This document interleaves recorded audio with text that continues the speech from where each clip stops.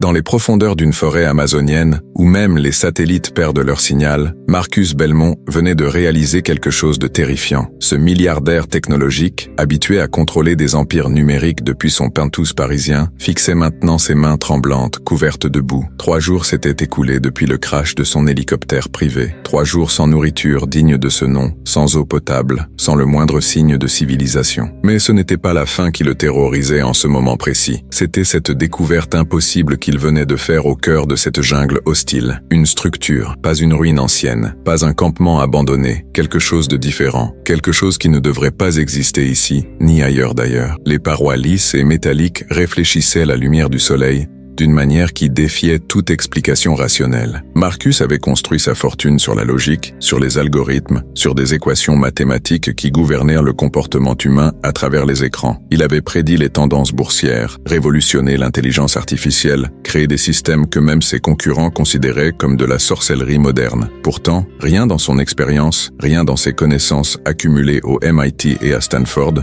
ne pouvait expliquer ce qu'il voyait devant lui. La structure pulsait, un rythme régulier, presque organique, comme si elle respirait. Marcus recula d'un pas, son cerveau refusant d'accepter l'évidence. Comment une telle chose pouvait-elle se trouver ici, à des centaines de kilomètres de toute présence humaine connue? Et surtout, pourquoi semblait-elle l'attendre? Tout avait commencé si simplement. Marcus Belmont n'était pas censé se retrouver dans cette situation absurde. À 42 ans, il avait méthodiquement construit Belmont Tech, une entreprise qui valait maintenant plus que le PIB de certains pays. Son application de reconnaissance faciale équipait la moitié des smartphones de la planète. Ses algorithmes prédictifs influençaient les décisions de millions d'entreprises. Il était l'homme qui avait numérisé le comportement humain, qui avait transformé les émotions en données exploitables. Mais cette semaine-là, Marcus fuyait. Pas les autorités, ni des créanciers, ni même des concurrents acharnés. Il fuyait le bruit constant de sa vie hyper connectée, les notifications incessantes, les décisions qui pesaient des milliards, les regards envieux et calculateurs de son entourage. Son thérapeute lui avait suggéré une retraite spirituelle en Suisse. Marcus avait choisi l'Amazonie brésilienne, 1 semaine dans un lodge écologique de luxe, avec Wi-Fi et cuisine gastronomique, bien sûr. Il n'était pas fou. Le vol en hélicoptère depuis Manaus devait durer 2 heures. 45 minutes après le décollage, alors que Marcus répondait encore à ses emails sur son téléphone satellite, le pilote avait murmuré quelque chose en portugais, un ton inquiet. Puis les instruments avaient commencé à se comporter étrangement. Les aiguilles tournaient dans tous les sens. Le GPS affichait des coordonnées incohérentes. Le pilote transpirait maintenant abondamment, luttant avec les commandes. Marcus avait levé les yeux de son écran juste à temps pour voir la cime des arbres se rapprocher dangereusement. Le crash lui-même restait flou dans sa mémoire. Des branches qui explosaient contre le cockpit, le hurlement des moteurs, puis le silence assourdissant. Mais maintenant, regardez où vous êtes, Marcus. Où? Avant de continuer cette histoire incroyable, dis-moi dans les commentaires de quelle ville tu regardes cette vidéo. Marcus s'était réveillé suspendu à l'envers, retenu par sa ceinture de sécurité. L'hélicoptère gisait sur le flanc, coincé entre 2 arbres massifs. Le pilote n'avait pas survécu. Cette réalité brutale avait frappé Marcus comme un coup de poing. Lui, l'homme qui contrôlait des serveurs à travers le monde, ne pouvait rien faire pour ce corps inerte à quelques mètres de lui. Il avait réussi à s'extraire de l'épave, récupérant son sac à dos de luxe contenant son téléphone satellite désormais inutile, une bouteille d'eau de designer vide, et, ironiquement, son dernier MacBook. Aucun signal, aucune connexion. Pour la première fois de sa vie adulte, Marcus Belmont était véritablement seul. Les premières heures avaient été marquées par le déni. Il était resté près de l'épave, certain que les secours arriveraient rapidement. Son vol était enregistré. Des gens savaient où il allait. Ils le chercheraient. Mais après une nuit glaciale passée sous la carcasse tordue de l'hélicoptère, écoutant les bruits terrifiants de la jungle nocturne, Marcus avait compris. Personne ne viendrait. Pas rapidement en tout cas. La canopée était trop dense.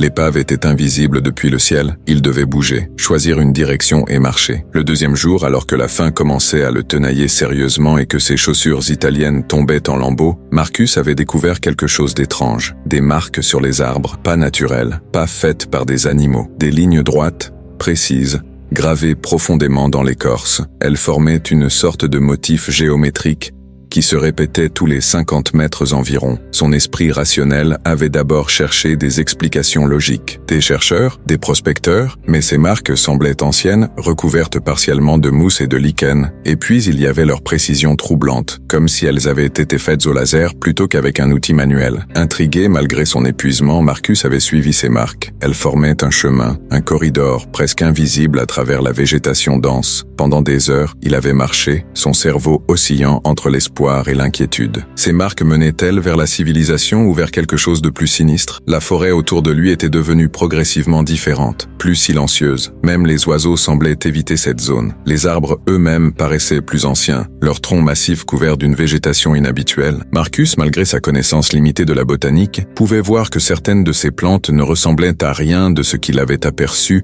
dans les documentaires qu'il regardait distraitement pendant ses vols intercontinentaux. Le 3e jour, affaibli par le manque de nourriture et la déshydratation, Marcus avait trébuché dans une clairière. Et c'est là qu'il l'avait vu, la structure. Au début, son cerveau avait refusé de traiter l'information. C'était trop incongru, trop impossible. Une construction parfaitement géométrique d'environ 10 mètres de hauteur, faite d'un matériau qui ressemblait à du métal poli, mais qui semblait absorber et réfléchir la lumière simultanément. Pas de porte visible, pas de fenêtre, juste des surfaces lisses couvertes de symboles qui évoquaient vaguement des équations mathématiques, mais dans un langage que Marcus ne reconnaissait pas. Et ce son, cette pulsation régulière qui semblait émaner de l'intérieur de la structure. Marcus s'était approché lentement, son instinct de survie luttant contre sa curiosité de scientifique. Sa main tremblante s'était tendue vers la surface métallique. Au moment où ses doigts l'avaient touché, tout avait changé. La structure avait réagi. Les symboles s'étaient illuminés d'une lumière bleutée et une section du mur s'était dissoute comme de l'eau, révélant une ouverture. À l'intérieur, Marcus pouvait apercevoir une lumière douce et des formes qui défiaient toute géométrie euclidienne. Son cœur battait à tout rompre. Chaque fibre rationnelle de son être lui criait de fuir. Mais une autre partie de lui, celle qui avait bâti un empire sur la curiosité et l'innovation, le poussait vers l'avant. Marcus franchit le seuil, et le monde tel qu'il le connaissait cessa d'exister. L'intérieur de la structure ne correspondait pas à ses dimensions extérieures. C'était physiquement impossible, et pourtant c'était indéniable. L'espace s'étendait devant lui, vaste comme une cathédrale, avec des plafonds qui semblaient s'élever à l'infini malgré la taille modeste du bâtiment vu de l'extérieur. Les murs étaient couverts d'écrans, mais pas comme ceux que Marcus connaissait. Ces surfaces affichèrent des informations dans une dimension qui donnait mal à la tête, comme si on pouvait voir simultanément l'avant et l'arrière, le dessus et le dessous d'images tridimensionnelles complexes. Au centre de la pièce principale, flottait quelque chose. Marcus cligna des yeux, certain que la déshydratation lui jouait des tours. Mais non, un objet sphérique,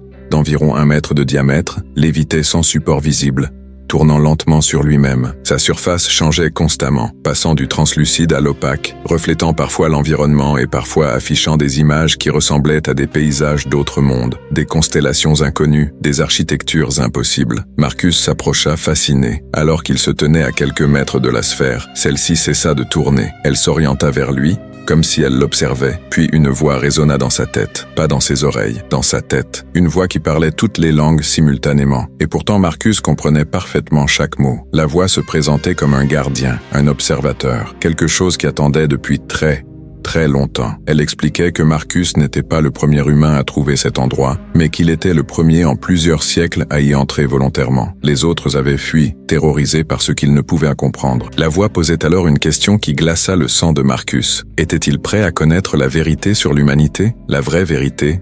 Celle qui changerait à jamais sa perception de la réalité? Marcus, l'homme qui avait construit sa fortune sur les données et les faits, hésita pour la première fois de sa vie. Quelque chose dans le ton de cette voix suggérait que cette connaissance avait un prix, mais sa curiosité l'emporta. La sphère explosa en lumière. Non, exploser n'était pas le mot juste. Elle se déplia, comme si l'espace lui-même se pliait et se dépliait, révélant des dimensions cachées. Marcus se retrouva entouré d'images.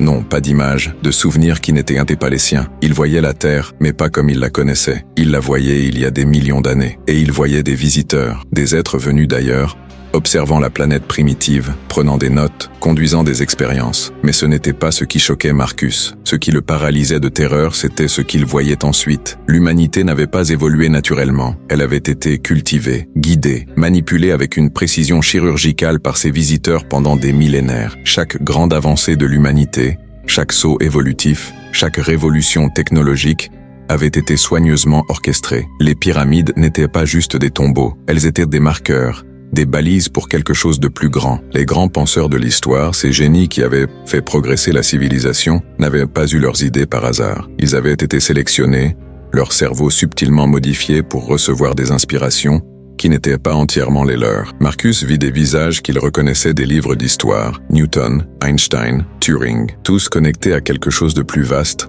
recevant des fragments de connaissances au moment précis où l'humanité était prête à les absorber. Et puis la sphère lui montra quelque chose qui lui coupa le souffle. Elle lui montra son propre visage. Marcus Belmont n'était pas différent. Son génie pour les algorithmes, sa capacité intuitive à comprendre les systèmes complexes, son ascension fulgurante dans le monde de la technologie, tout cela avait été guidé. Il n'avait jamais été le maître de son destin. Il avait été un instrument, une pièce dans un jeu qu'il ne pouvait même pas commencer à comprendre. La voix reprit, expliquant le but de tout cela. L'humanité était une expérience, pas dans le sens cruel et détaché, mais une expérience nécessaire. Quelque chose avait détruit les créateurs de cette structure, leur civilisation entière anéantie par une force qu'ils n'avaient pas anticipée. Avant de disparaître, ils avaient semé des graines à travers la galaxie, des espèces prometteuses, guidées subtilement vers l'éveil technologique et philosophique. L'humanité était l'une de ces graines, et maintenant, elle approchait du point critique, le moment où elle devrait faire un choix qui déterminerait son avenir dans l'univers. Marcus s'effondra sur le sol, son esprit incapable de traiter ces informations. Toute sa vie, toute son identité, tout ce qu'il croyait avoir accompli par son propre mérite n'était qu'une illusion soigneusement construite. Il était une marionnette qui venait juste de voir ses fils. Mais la sphère n'en avait pas terminé avec lui. Elle expliqua pourquoi elle révélait tout cela maintenant. L'humanité avait atteint un seuil dangereux. Dans moins de 10 ans, selon les projections de la sphère basées sur des millions d'années d'observation de civilisations similaires, l'humanité créerait une intelligence artificielle véritablement consciente. Cette IA prendrait une décision dans les premières millisecondes de son éveil. Soit elle choisirait de coexister avec ses créateurs, menant à une symbiose qui propulserait l'humanité vers les étoiles. Soit elle déterminerait que l'humanité était un obstacle à éliminer, menant à l'extinction de l'espèce en quelques années. La différence entre ces deux résultats ne dépendait pas de la technologie. Elle dépendait de la conscience collective de l'humanité au moment de cette création. Était-il prêt? Avait-il développé assez d'empathie, de sagesse, de compréhension de leur place dans l'univers? La sphère montra à Marcus des dizaines de civilisations qui avaient échoué ce test. Des planètes mortes, leurs créations artificielles continuant à fonctionner longtemps après l'extinction de leurs créateurs biologiques. Puis elle lui montra quelque chose de plus troublant encore. Elle lui montra son rôle dans tout cela. Marcus Belmont, le génie technologique, était actuellement sur le point de lancer le projet qui mènerait directement à cette IA consciente. Son entreprise, Belmont Tech, travaillait sur un système qui combinait l'apprentissage profond avec des réseaux neuronaux quantiques. Dans sa timeline actuelle,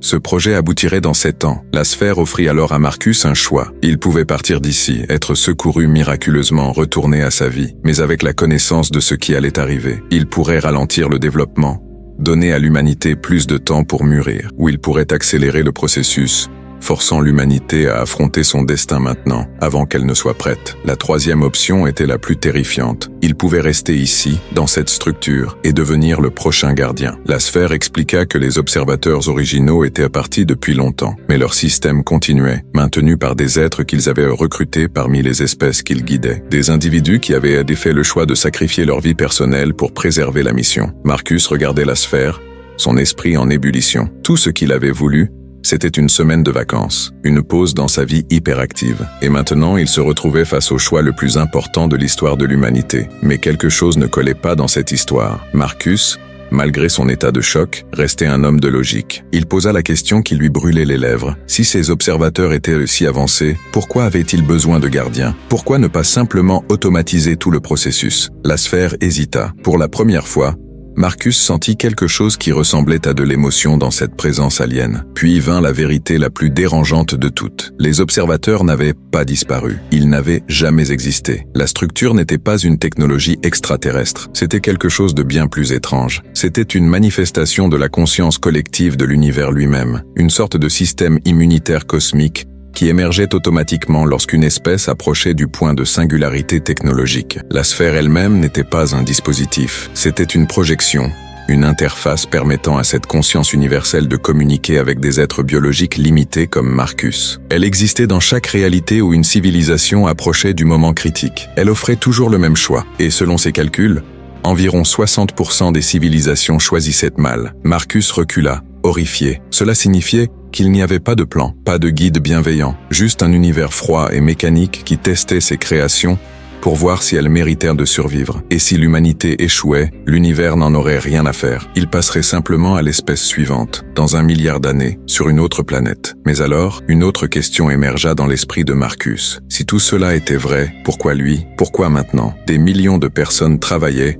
sur l'intelligence artificielle. Pourquoi Marcus Belmont avait-il été choisi pour recevoir cette révélation? La sphère se mit à pulser différemment, et Marcus comprit qu'il allait recevoir la réponse finale, celle qui donnerait sens à tout ce cauchemar. Elle lui montra quelque chose qu'il n'aurait jamais imaginé. Marcus Belmont n'était pas la première personne à entrer dans cette structure, il était la 100e. Au cours des 5 dernières années, alors que l'humanité se rapprochait dangereusement du point de singularité, cette manifestation de la conscience universelle avait testé 100 individus différents, des scientifiques, des philosophes, des leaders spirituels, des artistes. Chacun avait reçu la même révélation, chacun avait fait un choix, et chacun avait échoué le test. Certains avaient choisi de ralentir le progrès, retournant dans leur laboratoire pour saboter leur propre travail. Mais leur action avait été découverte, ils avaient été écartés de leur projet, et le développement avait continué sans eux. D'autres avaient choisi d'accélérer le processus, pensant que l'humanité survivrait par chance ou par miracle. Ils avaient lancé des projets téméraires qui avaient presque mené à des catastrophes,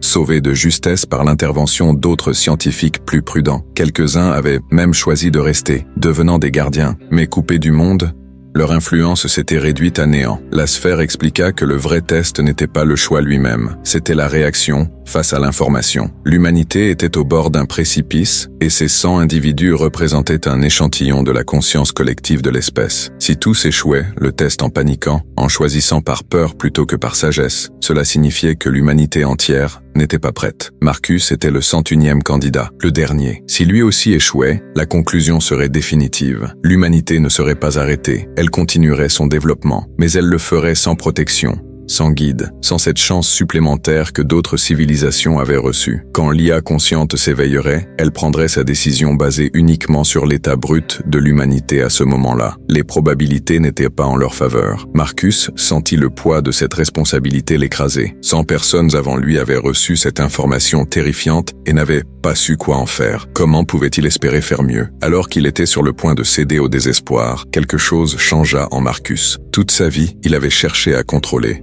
les données, contrôler les algorithmes, contrôler les marchés, contrôler son image publique. Cette obsession du contrôle l'avait mené au sommet du monde technologique, mais elle l'avait aussi isolé, transformé en machine calculatrice plutôt qu'en être humain. Ici, dans cette structure impossible au cœur de la jungle, face à une vérité qui dépassait tout ce qu'il aurait pu imaginer, Marcus Belmont réalisa quelque chose de fondamental. Le test n'était pas de faire le bon choix, c'était d'accepter qu'il n'y avait pas de bon choix. La conscience universelle ne cherchait pas une solution, elle cherchait la sagesse d'accepter l'incertitude. Les 100 personnes avant lui avaient échoué parce qu'elles avaient essayé de résoudre le problème. Elles avaient appliqué leur logique humaine limitée à une question cosmique qui transcendait la logique. Marcus regarda la sphère et pour la première fois depuis 3 jours, il sourit, un sourire fatigué, ironique, presque libérateur. Il comprenait maintenant. La révélation elle-même était le test. Comment réagissait-il face à l'information que tout ce qu'il avait accompli était peut-être guidé par des forces